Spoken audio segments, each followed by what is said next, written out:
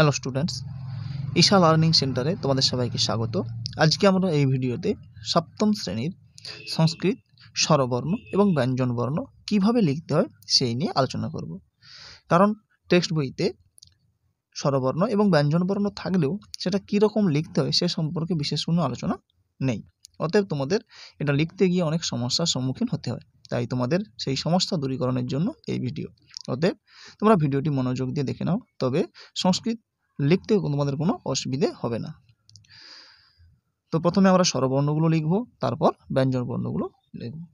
তো প্রথমে আমরা এখানে অ এবং আ এটা হিন্দির রূপ দেওয়া হয়েছে, আর সংস্কৃতে অ আ এরকম হয় আরও একটা রূপ রয়েছে যেটা আমরা এখানে দেখে নেব। তো প্রথমে আমরা দেখে নেব অ, এইরকম সংস্কৃতে অ এবং আ হয়ে থাকে। এছাড়াও এই রূপটি এখন বহুল প্রচলিত। এই হচ্ছে অ আর আ। ঠিক আমি যেরকমভাবে হাতটা ঘোরাবো তোমরাও ঠিক একই রকমভাবে লিখবে, তাহলে দেখবে তোমাদের লিখতে অনেক সুবিধা হচ্ছে। তাহলে কিভাবে লিখবে? এভাবে ধরবে, এটা আ আর এটা অ, ঠিক আছে? তো আরেকটি অ, যেমন এখানে ও আ রয়েছে, এটা কীরকম লিখবে? অ আ, ঠিক আছে? খুব সহজ। তারপর আমরা হস্যই দীর্ঘই লিখব। তাহলে হস্যই দীর্ঘই কীরকম? ঠিক যেভাবে আমি হাতটি ঘোরাবো তোমরাও ঠিক একই রকমভাবে ঘোরাবে। হস্যই দীর্ঘই একই রকম, উপরে মাত্রা দিয়ে দেবে, তাহলে কি হস্যই দীর্ঘই, হস্যই দীর্ঘই। তারপর হস্য দীর্ঘ নিয়ে আলোচনা করব। তাহলে হস্য দীর্ঘ কীভাবে লিখতে হবে? হস্য ঠিক একই রকম দীর্ঘ, ঠিক আছে? তারপর কি রয়েছে? রি, ডবল রি, রি রয়েছে। সংস্কৃতে রি এবং ডবল রি এর ব্যবহার রয়েছে, কিন্তু ডবল রি এর ব্যবহার খুব বেশি নেই। তাহলে রিটা কেমনভাবে লিখব? ঠিক যেভাবে আমি লিখছি, এটা রি, আর ডবল রি হলে তার নিচে, অর্থাৎ এইভাবে টানলাম, এইভাবে দিলাম, এই রি হয়ে গেল, তার নিচে এ, এটা ডবল রি হয়ে গেল। আর লিকার তো খুব সহজ, ঠিক লয়ের মতো করে দিলাম, এমন দিয়ে এখানে টেনে দিলাম, ঠিক আছে? এ হলো রি। তাহলে এ ওই ও লিখবো আমরা। তাহলে এ কেমন লিখবে? এ হয়ে গেল এ। ওই কেমন লিখবে? ঠিক একই রকম, ওই। ও খুব সহজ, ও কিভাবে লিখবে? ও কিভাবে? তাহলে এটা হয়ে গেল ও, ঠিক একই রকম ও, দুটো দিয়ে দেবে, বাস, তাহলে ও হয়ে গেল। তাহলে ও হলো। আরও একটা আমরা আগে ও লিখেছিলাম, সেরকমও লিখতে পারো, সেক্ষেত্রে হবে, এইটা আমরা ও আগে দেখেছিলাম, তাহলে ও এমনও লিখে যেতে পারে, ও আর ও, এই দুটো দিয়ে দিবে, তাহলে ও, ঠিক আছে? তাহলে দু রকম লিখতে পারি, এ ও, এটা ও, আর এটা ও, এটা ও, এভাবেও থাকতে পারে, ঠিক আছে? তারপরে অয় অনুস্বার রয়েছে, কেমন? খুব সহজ। তাহলে অয় অনুস্বার কেমন? উপরে এই অনুস্বার আর অয় বিসর্গ, খুব সহজ। তাহলে এই হলো অয় বিসর্গ, তাহলে অনুস্বার বিসর্গ। তাহলে এই হচ্ছে আমাদের সংস্কৃতের স্বরবর্ণ। এবার ব্যঞ্জন বর্ণগুলো নিয়ে আলোচনা করব। তাহলে ব্যঞ্জন বর্ণ কি বলেছে? প্রথমে যে ক রয়েছে, তাহলে ক কেমন লিখবে? এইভাবে টানবে, এই হয়ে গেল ক। খ এইভাবে দিয়ে এইখানে একটা দিয়ে দেবে, তাহলে হয়ে যাবে খ, ঠিক আছে? গ খুব সহজ, এই হয়ে গেল গ। ঘ এমন ধরে এমন টেনে দিয়ে এই ঘ হয়ে গেল। উ খুব সহজ, ঠিক এইভাবে ধরবে, এইভাবে টানবে, এই উ, ঠিক আছে?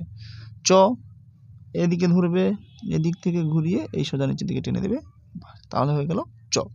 তাহলে ক, খ, গ, ঘ, উ, চ, ঠিক আছে? তারপর আমরা ছ লিখবো। ছ কেমনভাবে লিখবো?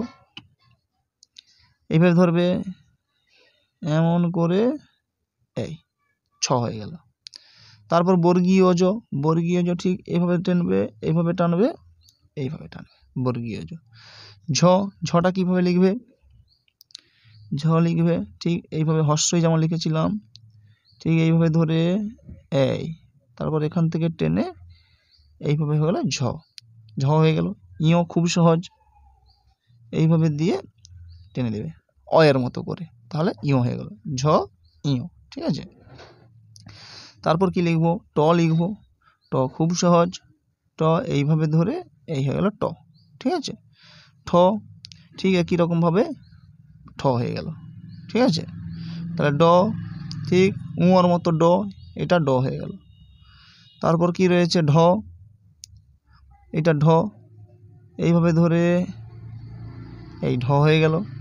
মূর্ধন্য, এইটা হয়ে গেল মূর্ধন্য। এছাড়াও মূর্ধন্য আর একটি রয়েছে, সেটা হচ্ছে এইরকম, এরকম দুটা, এটাও মূর্ধন্য। কোথাও কোথাও এমন রয়েছে, আবার কোথাও এমন রয়েছে। তাহলে মূর্ধন্য কেমন? এইটা মূর্ধন্য, আর একটা কেমন রয়ের মতো লিখে দুটো আকার। ঠিক আছে, এটাও মূর্ধন্য। ঠিক আছে, তারপর ত রয়েছে। ত কেমন রয়েছে? এই হচ্ছে ত, খুব সহজ, এইভাবে ধরে এমন লিখতে পারো, বা এমনিতে এমনও লিখে দিতে পারো, এটা ত। ঠিক আছে, থ খুব সহজ, এই হয়ে গেল থ। তারপরে দ, এমন ধরে এদিকে টেনে দেবে দ। ঠিক আছে, তারপর ধ,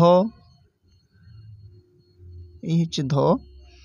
তারপর দন্তন্য, দন্তন্য খুব সহজ, এইভাবে, তাহলে দ, ধ, দন্তন্য। ঘ আর ধয়ের মধ্যে পার্থক্য, এটা হচ্ছে ঘ, ঘয়ের উপরে কোনো, এইটা হচ্ছে ঘ, আর এখানে মুড়ন থাকলে কি থাকবে? এটা ধ, এটা ঘ, এটা ধ। যেমন ম, এটা হলে ম হয়, পরে আমরা আলোচনা করব। আর এইভাবে হচ্ছে ভ। ঠিক আছে, তাহলে আমার কি হলো?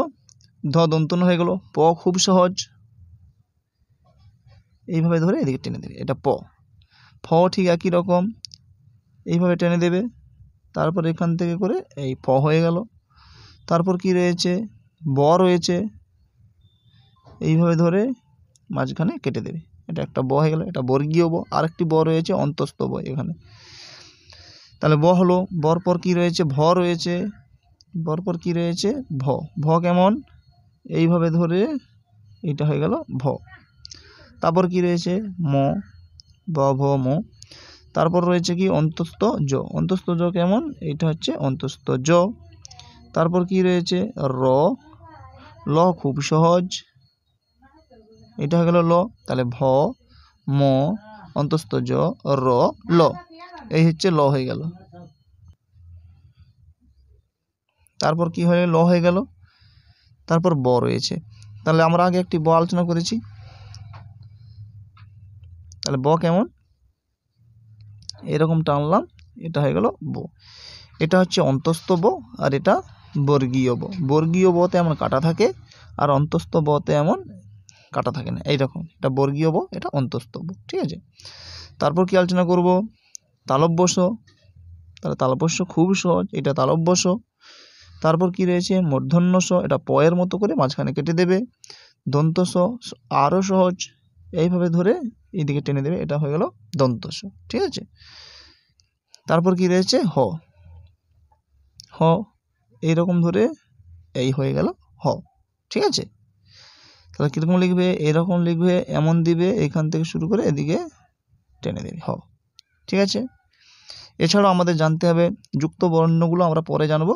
এছাড়া আমাদের কয় মূর্ধন্য ষ। কয় মূর্ধন্য ষ কেমন লিখতে হয়? এখান থেকে শুরু করে এইটা হয়ে গেল কয় মূর্ধন্য ষ। কীভাবে? এমন টানবে, এখান থেকে শুরু করে এটা হচ্ছে কয় মূর্ধন্য ষ। ঠিক আছে, আর একটা রয়েছে বর্গীয় জ ইয়, যেমন জ্ঞান বানান। যদি জ্ঞান বানান লিখি তাহলে কীরকম? এইটা হচ্ছে জ্ঞান, তাহলে জ্ঞান। তো এই হচ্ছে আমাদের আজকের ভিডিও। তো পরবর্তী ভিডিওতে আমরা যুক্ত বর্ণগুলো নিয়ে আলোচনা করব। তো তাই যারা চ্যানেলটিতে নতুন, তার চ্যানেলটিকে সাবস্ক্রাইব করে নাও এবং পাশে থাকা বেল আইকনটিকে প্রেস করে নাও, যাতে পরবর্তী ভিডিওগুলো পেতে তোমাদের কোনো অসুবিধে না হয়। তো এই ভিডিওতে এই পর্যন্ত, ধন্যবাদ।